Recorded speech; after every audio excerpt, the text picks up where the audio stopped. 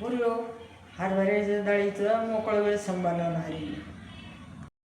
ही हरभऱ्याची डाळ मी 3-4 तास भिजून घेतली आणि त्याला या मिरच्या, लसूण, जिरं, कोथिंबीर घेतली. आता हे मिक्सरमध्ये काढून घेऊ आपण.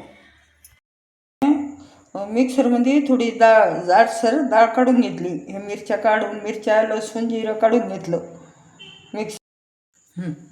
असं त्याला तेल ज्यादा लागतं मोकळ्या बेसनाला. आता तेल गरम झालं, आपण ही मोहरी टाकून घेऊ. त्याच्यात मोहरी टाकली, थोडे जिरे टाकून घेऊ.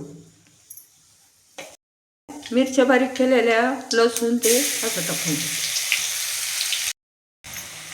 हे हळद टाकून घेऊ अशी. आता आपली हळद टाकून झाली. थोडं कलसून घेऊ. आपलं कलसणं झालं.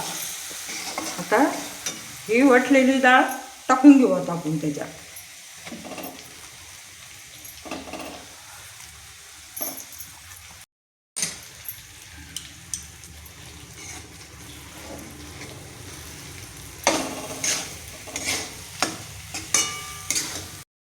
यासह मीठ टाकून घ्यायचं त्याला. आता मीठ टाकून झालं आपलं.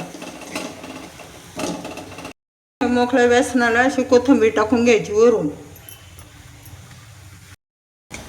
आता आपलं हे मोकळे बेसन तयार आहे. तर चांगलं हलवून घ्यायचं कचं. आता हलवणं झालं त्याला. आता त्याच्यावर 5 मिनटं झाकून ठेवू. त्याला आपलं मोकळं बेसन तयार आहे. सुटसुटीत मोकळे बेसन तयार झालं. आपलं मोकळं बेसन तयार आहे. तुम्ही पण करा. आणि सुटसुटीत छान झालं मोकळं बेसन. खायला नाही चवदार लागतं. लसूण टाकायचा भरपूर त्याला.